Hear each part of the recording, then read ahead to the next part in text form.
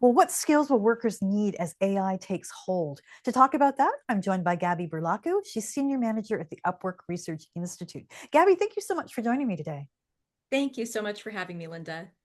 This is close to my heart because I've tried to get good data on freelancers and fractional workers for a long time. So I'm excited that you've done some research around this. But before we even get to that, tell me a little bit about your own career and how you ended up doing this kind of work.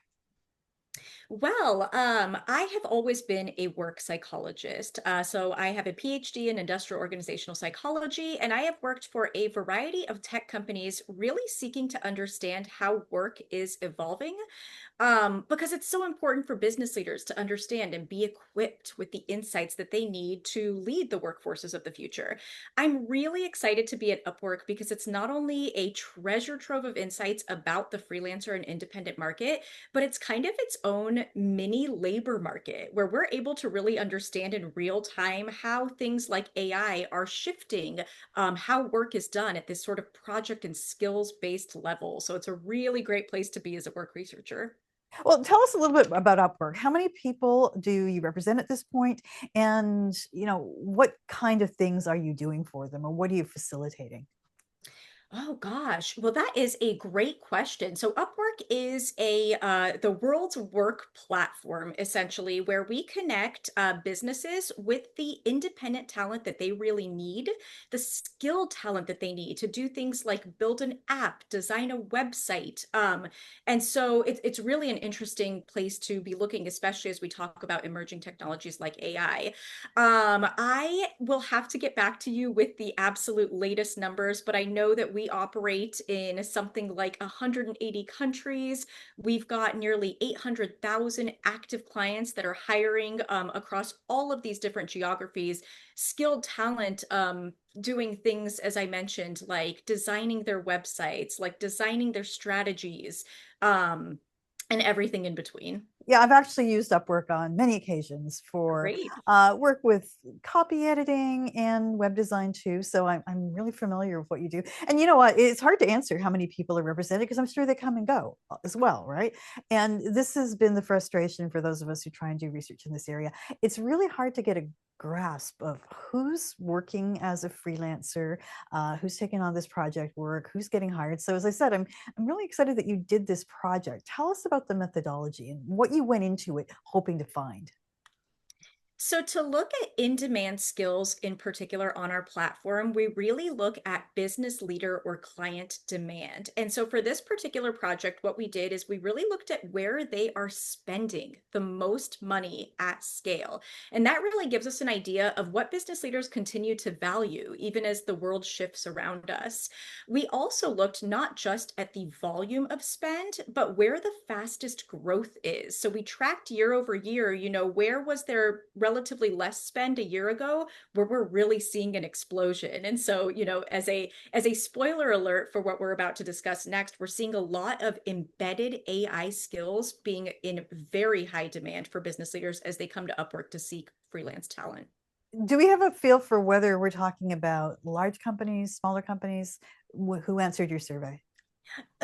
We're talking about everyone in between when it comes to the clients on Upwork. So, what's really unique about this study in particular is that we're actually looking at hiring data on the Upwork platform.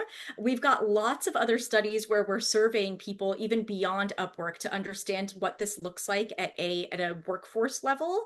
And I'm happy to talk a little bit more about those findings. But this is actually looking at the Upwork platform and the hiring trends they're in. So therefore, any client of Upworks is fair game to be included in this data set. And it's, a range of smaller companies, larger companies. We're seeing that small to medium sized business of 500 employees or fewer being really in particular a sweet spot for companies that are starting to really accelerate their use of independent talent. Okay, so let's talk about the findings. We're talking about skills, what skills are in demand. You hinted at this as being AI embedded in these positions.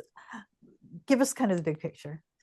Yeah, well, the first big picture of this research that really actually surprised me was how much today's most in-demand skills mirror last year's and the year before that. And so you would think with AI moving so quickly that that list would have changed significantly. And what's really interesting is I look at this year's most in-demand skills, some of them are things that overlap with what AI can supposedly do. So business leaders are still seeking human talent for things Mm. like logo design, illustration, video creation. And I was really surprised there because I think we're intuitively told, hey, at the click of a button, you can design a logo in ChatGPT or what have you. And we're not seeing that business leaders are sort of replacing workers with those AI tools. They are still coming for human talent along those things. So I think that's a really promising message for the role of humans in the future of work. Now, when it comes to AI, we're really seeing AI skills appear in the fastest growing demand for skills. So they might not be by sheer volume the most demanded skills, but they are the fastest growing. And what's interesting here is that we're not seeing AI skills growing in demand in isolation, but rather applied or embedded AI skills in aspects of work and domains that already existed. So the creative side is a really good example where we're seeing growing demand for talent that can create and edit a video using AI tools. So again, it's not that business leaders are taking these AI tools off the shelf and creating their own video. They are seeking human talent that can really leverage and optimize these tools to deliver something different. And that's, I think, a critical nuance that both business leaders and workers need to understand as we're increasingly embedding AI into how we work. If you're enjoying this conversation and want to bring insights like these to your next event, visit lindanazareth.com to book Linda Nazareth as your keynote speaker. Linda is an economist and futurist, and she is a dynamic and experienced speaker who has presented to audiences across a broad range of industries on the megatrends shaping the economy and the future of work. That's lindanazareth.com, or send an email to speaking@lindanazareth.com. Well, it's interesting because as we moved to tech years ago, we created new positions like website designer. As we move to AI, are we creating any new positions that you can identify, or is it, as you say, rethinking existing positions? I think that new positions are emerging, but not at the rate at which we're rethinking existing positions and kind of recomposing how work is done in domains that already existed previously. That's, I think, really where the story is. More so than maybe somebody coming with net new AI skills. It's really about having an expertise and then applying AI to that expertise. Are you seeing other skills increasing in demand besides AI? Absolutely. So, one thing to note about this study in particular, and this is something we're actually working on in future studies, is we're probably even underestimating the impact AI is having because we looked at the growth rates of skills that explicitly reference AI, and we found that demand for those about doubled year over year. So, that's really, really compelling. We are seeing a bit less of a growth trajectory, but still a growth trajectory for other things, again, that are established domains. Things like we need a social media strategy. We need to rethink our marketing. We need to rethink, in particular, one that was interesting this year, our recruiting and hiring processes. And can freelance talent help us do that? And so these are things where freelance talent may be applying AI, but the demand did not explicitly call for AI tools, and yet we are still seeing growth in these skill sets. That's interesting. Now, you also have something called the Human plus Agent Productivity Index. Tell us Yeah. about that. Yes. So, one of the things that we're seeing in this market a lot is that as soon as we discovered that AI agents can replicate human work, I want to say replicate rather than do, we see a lot of research popping up to kind of evaluate how good these tools are. And one of the things that researchers have found again and again and again, and we found as well, is that these tools are actually not that good at executing even fairly simple tasks and taking them to the finish line in the way that a human would. And so, what's really unique about our research, because we did find that same thing, we found that the performance of these models increases greatly when you bring a human into the loop, when you give the human the chance to iterate and give the tool feedback. We found that one turn of feedback increases performance, but then another turn of feedback increases performance by even more. I think it was 70% better that these tools are at executing tasks once a human is partnering with them. And so I think that too is a very compelling message, again, about the role of humans in the future of work. I think there's a lot of concern out there that these tools are evolving so quickly, but it's very clear from our data that humans are still needed. Oh, absolutely. I just did another episode about AI work slump. Oh, Basically, the yes. fact that, some of the work that AI can do is not good work. So it actually creates more work for humans, for better or worse. And as you say, we're partway in this process. Absolutely. And I do think that's part of the explanation for why some of the most demanded skills on Upwork, for again, human talent overlap with AI capabilities. And it's like, well, how can that be? If we know that AI can spit out a logo or create an illustration or create, the interface of a website, why are business leaders still coming for human talent at scale? And I think work slop is partially what's behind that. They're looking for quality, they're looking for soul in work that AI output really can't have. I don't know if your survey got at this, but one of the things I've been working on a lot is soft skills and the fact that we need empathy and creativity and we need a mentoring mindset if we're going to have the best workers. Did you pick up anything around how employers or uh, anybody feels about that right now? Yes, this is actually my favorite finding of this study because we did survey business leaders to understand whether uniquely human skills like judgment, like creativity, are still on their radar. And what we found is that these human skill sets are more on their radar, in fact, than ever before. We found that almost 1 in 2 business leaders said, if I knew that I could work with someone who is creative or innovative, I would actually pay more. So that's, pretty compelling when you think about it. And then when we asked, as they're integrating AI, what are the skill sets that are becoming more important for their workers to have? AI fluency and knowing how to use AI tools actually was not the top skill they identified. They identified that they knew that people needed to be agile in how they learn and adaptable. And that's the top thing that business leaders recognize their workers need as they increasingly integrate AI. So I was very heartened by how important business leaders believe these skill sets are. It's really interesting because you basically see those same conclusions in the World Economic Forum when they do their future of jobs report for the past several years. Yes, all the technical skills matter, but the other skills also matter. I'm interested to hear though that this is true for the base that you surveyed because I can see in an office you have managers, you need them to have the creativity, but you're talking about people that some of these leaders may never even meet. That's right. But they want to make sure that whatever it is that these independent workers are building, shaping, that again, that it has, that human perspective, that soul to it. I think all business leaders are increasingly recognizing if everybody has access to AI tools, automated output is a commodity, right? So, what is the real differentiator? I think is expertise and vision. And I think business leaders are recognizing that even their independent workforce needs to have it.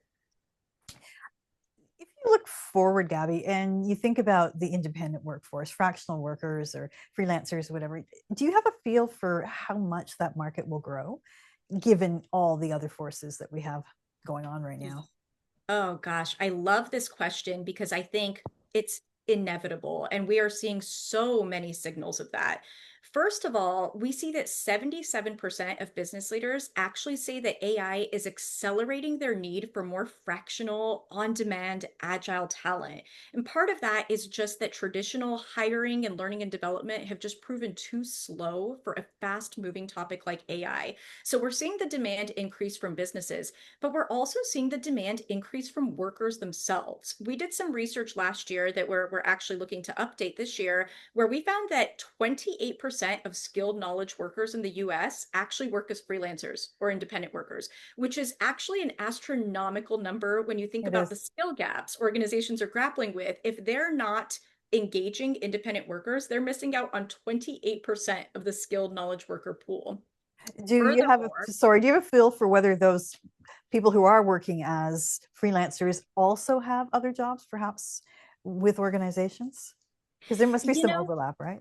we did look at that. There was a small subset of them that we called moonlighters Yeah. that also work for a full-time organization. It was a very small subset. So what we were in fact seeing is that a majority of that 28% were shaping these portfolio careers on their own terms, and not really having, the fallback full-time employment option, which was surprising to me as well. Interesting.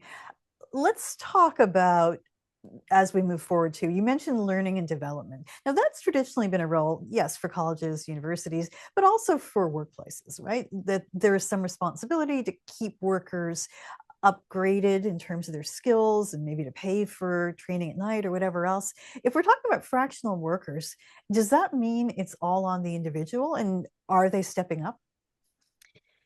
That is a great question because I think that is one of the concerns with kind of building your own career, right? There's a lot that you have to take ownership of. We are finding in our data that these independent professionals do pursue self-development at higher rates, and they are more likely to be getting things like formal AI certifications. They're really out there experimenting hands-on with the tools. As a result, they are more proficient and comfortable using AI tools and embedding them in their workflows. Interestingly, though, we do see full-time employees also pursuing some degree of self-development. So I think if they're not getting what they need from their employer, they are seeking that information outside the four walls of the organization. And so is it all on the person? I don't know that it's necessarily all on the person, but increasingly we see people taking that route and taking ownership of their own development because organizations are failing to provide it for them. So I think, even if you work in a traditional model, you do not shield yourself from the need to kind of take ownership of your own learning. Interesting. So if you had to give advice either to those doing the hiring or the workers who want to embrace this model, what would you tell people? The first thing I would say, especially based on our in-demand skills research findings, is don't panic. There's a lot of messaging out there right now of, the power of what AI can do, and it's certainly very, very powerful. It's, a series of incredible tools that help us do things in different ways. But what our data is clearly showing is a continued need for human expertise along work domains that have been in place for a while. Do not abandon your area of expertise or your area of passion because there is a place for it in the future of work. At the same time, do get smart on how AI tools can be embedded into that area of passion or area of expertise. Get really smart about speaking the language of AI and how AI can optimize your work. That's what business leaders are really looking for, experts that can also bring AI to the table. Interesting times, Gabby. Thank you so much for Oh, talking yeah. to me today. Thank you so much. Gabby Berlacu, Senior Manager at the Upwork Research Institute.